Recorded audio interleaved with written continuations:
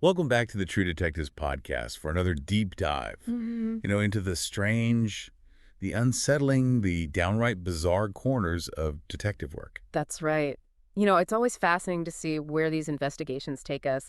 And this week, we've got a real double feature for you. Two investigations. Yeah, two separate cases that pull back the curtain on the hidden darkness within communities. And the lengths people will go to for what they believe. We're talking pacts with the unknown and the horrifying pursuit of eternal life, so buckle up, it's going to be a wild ride. First up, we're heading to a town called Heartwood.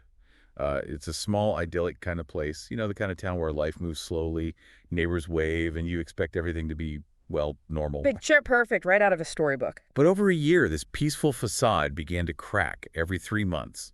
A long-standing member of the community vanished. Not outsiders. Yeah. These were people woven into the fabric of Heartwood, their families, their history is all deeply rooted there. Exactly, and that regularity every 3 months, that really suggests something more than just random disappearances. Intentional, a pattern, something very deliberate, and to have it be established residence points to an internal issue within the community itself. Right, and the detective assigned to this case was Ellis.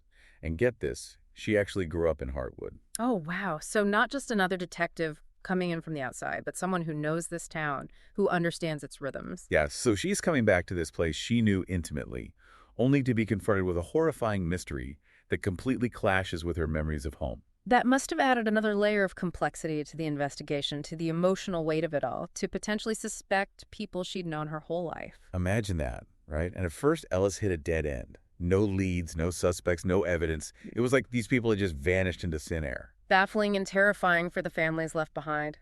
But as Ellis dug deeper, she started noticing something strange and undercurrent running beneath the surface of the town. This pervasive sense of gratitude, particularly for their bountiful harvests. Gratitude, that seems a bit out of place given the circumstances. Yeah, and then there was this figure, Ma Jenkins. Ma Jenkins. Okay, what's the story with her? Apple pies. Yeah. She was always offering apple pies to everyone with this intense insistence, almost like a ritual. Okay, so the apple pies themselves aren't necessarily suspicious, but that insistence, the ritualistic aspect of it, starts to raise some red flags. Exactly. And it wasn't just Maud Jenkins, this weird gratitude and these pies that kept cropping up everywhere.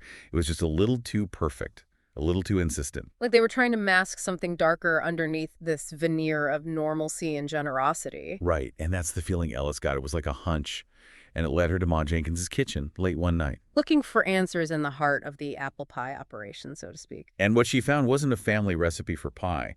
It was something far more sinister, instructions for a blood ritual, a payment to ensure the continuation of their good harvests. A blood ritual. Whoa. So we've gone from missing persons to something ritualistic, something deeply embedded in the community's beliefs. A pact with something unknown. And who knows how long this pact has been in place if it goes back generations.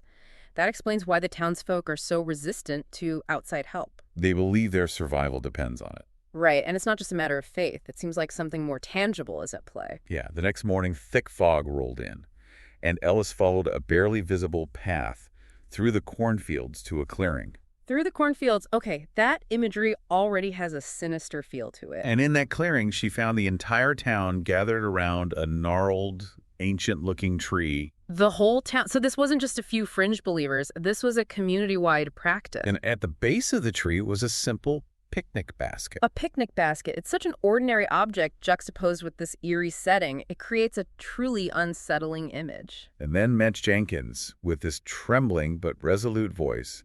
She explained the pact, the terrifying agreement that sacrifices were made to ensure their survival for the prosperity of Heartwood. And then the basket twitched. Wait, the basket twitched? What was in the basket? Inside, still alive, was the baker's missing son. His muffled cries, a chilling sound in that heavy fog he was the next offering. Oh my God.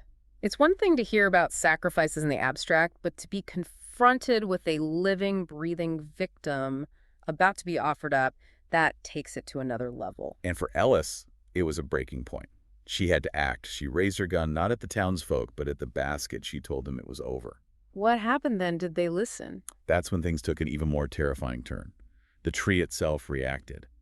The branches began to creak, roots erupted from the earth, lashing out like whips. The tree reacted, so the pact wasn't just a belief system, it was a tangible agreement with something powerful and dangerous. The townsfolk who just moments before were united in this ritual, they were now screaming, running in terror. Imagine witnessing that the very thing you've been appeasing suddenly turning on you. Ellis, in the midst of the chaos, she managed to reach the basket, pulling the boy free as these roots thrashed around them. Some of the townsfolk fired shots at the tree, but it was like fighting a force of nature. And did it stop? Did the tree eventually subside? As suddenly as it began, the tree recoiled the fog. The fog started to lift, leaving behind a scene of utter devastation, a ravaged clearing, and a community in shock, but still strangely resolute. Even after that display of power, they still clung to the belief in the pact. Mae Jenkins, covered in dirt. She looked at Ellis and warned her that she had broken the pact and there would be consequences. A chilling warning. It leaves you with a sense of dread, like something terrible is going to happen. As Ellis left Heartwood with the rescued boy, the cornfields that were once a symbol of their prosperity now seemed to loom over them, accusatory like silent witnesses. Wow. So we're left with this moral ambiguity. Was Ellis a hero for stopping a horrific ritual, or did she unleash something far worse by breaking the pact? The devil you know versus the devil you don't. A chilling thought. Right, because even if the human collaborators are brought to justice, whatever entity was behind that pact, it's still out there. And Heartwood might have just made it very angry. And that takes us to our second investigation. This time we're diving into the world of cults and the dangerous pursuit of eternal life. This case revolves around a group known as the haven. They promised their followers eternal life and freedom from worldly pain in exchange for well-substantial donations. The classic cult playbook, preying on hope and fear with a hefty price tag for entry.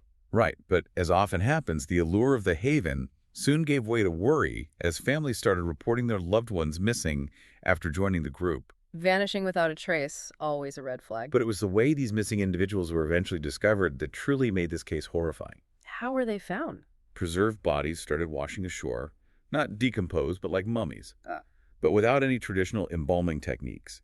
The medical reports were baffling: healthy organs, no signs of violence, but undeniably deceased, and their faces were frozen in expressions of terror. That's truly disturbing. The preservation aspect suggests a deliberate act, a continuation of the cult's ideology even in death, and the terror on their faces completely contradicts the promised eternal peace. It was a gruesome discovery that led Detective Shaw to go undercover and infiltrate the haven she adopted, a persona of a seeker looking for meaning and an escape from life's hardships. Risky move going undercover in a cult, but sometimes that's the only way to get to the truth. She attended their seminars, their meditation sessions, all led by their charismatic leader known as the Guide. And what's interesting is that the Guide didn't preach traditional religious dogma, but spoke of scientific transcendence, groundbreaking advancements that would allow them to conquer death. Using science to lend credibility to their claims, a clever manipulation tactic. And Shaw, she played her role convincingly. But late one night, driven by this growing unease, she was exploring the haven's grounds when she felt a cold draft coming from behind a wall. Like a hidden passage. Exactly. And she found a door leading to a secret passage that descended into the darkness beneath the haven. So what was down there? It was a gallery, but instead of art, it housed human beings, the preserved bodies of cult members, posed in these grotesque scenes like a circle-frozen mid-dance lovers, locked in an eternal embrace, and every face just like those found on the shore, contorted in terror. Oh God, it's like something out of a nightmare turning human beings into these macabre exhibits. And then the Guide appeared, and instead of being angry, they were almost gleeful, calling these displays masterpieces, claiming they had liberated these individuals from earthly decay, preserving them for eternity. Delusional, a complete disregard for human dignity, twisting death into some kind of art. Then they invited Shaw to become part of their collection, a new addition to their gruesome gallery. Chilling invitation. A struggle ensued. And just as it seemed Shaw might be overwhelmed, this seemingly timid woman named Macy, someone Shaw had observed during the seminar, she intervened, sacrificing herself to allow Shaw to escape. Wow, what an act of selfless courage. Even in that environment of fear and manipulation, there was still humanity shining through. That night, the haven burned, the gallery was destroyed.